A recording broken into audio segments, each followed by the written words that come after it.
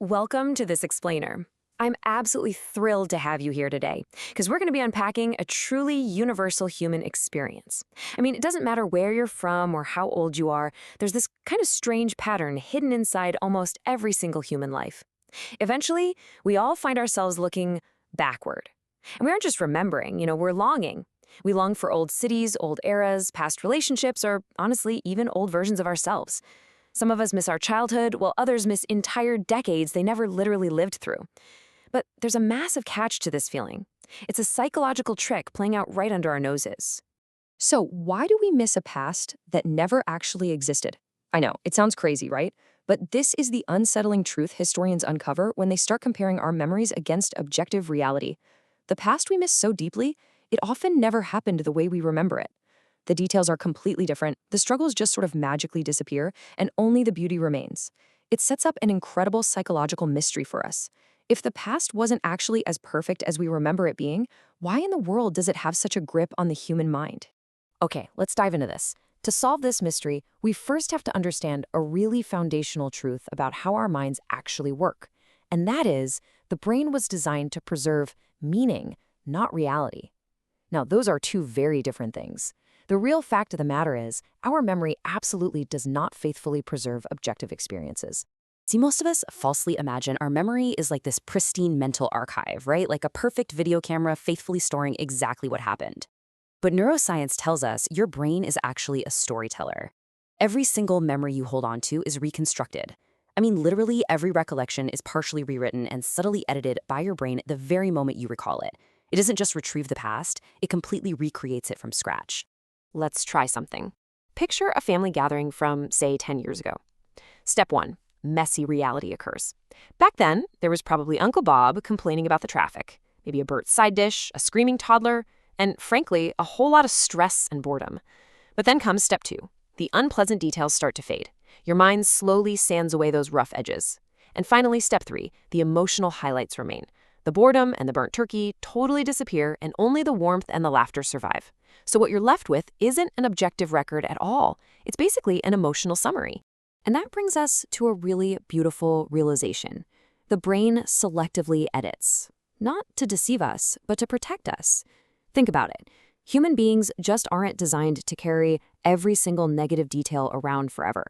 If our memories stayed perfectly, totally accurate, emotional recovery would be nearly impossible. So this beautiful, protective lie that softens our pain and turns our loss into beauty, that is exactly where nostalgia begins. And this brilliantly illustrates why we so often prefer looking backward. When we face the present, we're met with unfinished goals, constant demands to adapt, and a ton of uncertainty. When we look to the future, well, it's full of risk, aging, and high anxiety. But the past is completed. The outcomes are totally known. It asks absolutely nothing of us, making it this perfectly safe psychological refuge from the relentless demands of today. Which brings us to this incredibly important number, 0. Absolute zero uncertainty. When you think back to your childhood home, it usually feels incredibly magical, right? But it doesn't feel magical because every single Tuesday afternoon was actually some grand adventure. It feels magical because your emotional brain interprets the absolute zero uncertainty of the past as immense, overwhelming comfort. And comfort, my friends, very often becomes nostalgia. But let's shift gears for a second, because there's something even deeper happening here when it comes to our identity. Nostalgia is actually a temporary emotional bridge, allowing us to reconnect with abandoned former identities. Let's say you hear a song from high school and suddenly you just feel overwhelmed with emotion. You aren't just missing that era. You are actively mourning a version of yourself that no longer exists. You're missing that ambitious teenager, or maybe the carefree friend who existed way before life got so complicated. And this totally explains why nostalgia hits us the hardest during major life transitions.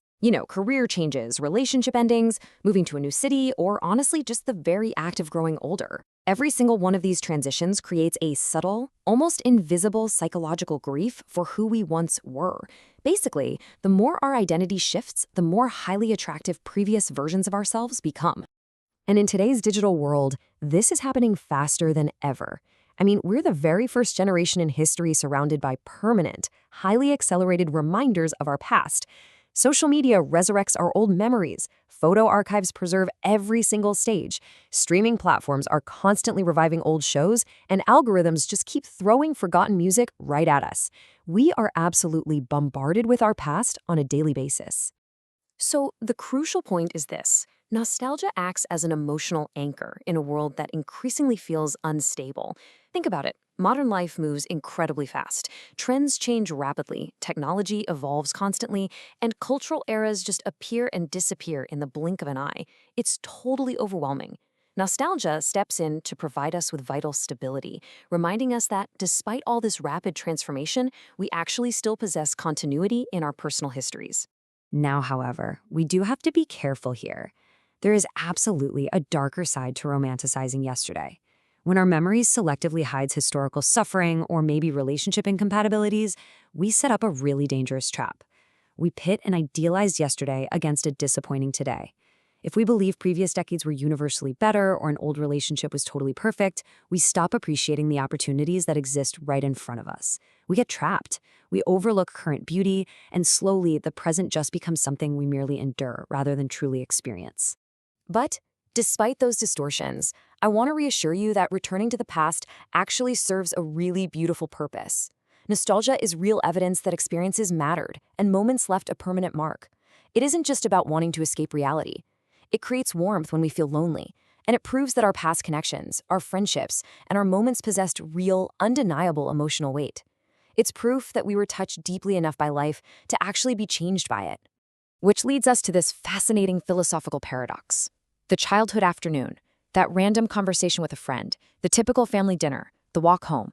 The absolute craziest irony of nostalgia is that the moments you miss the absolute most, they felt completely ordinary and entirely insignificant while they were actually happening. At the time, you barely noticed them. It was only later that they became these precious emotional treasures. And that brings us to our final thought. The unsettling truth is that we are constantly creating the nostalgia of tomorrow. Right now, at this very moment, you are living memories that your future self is going to profoundly miss.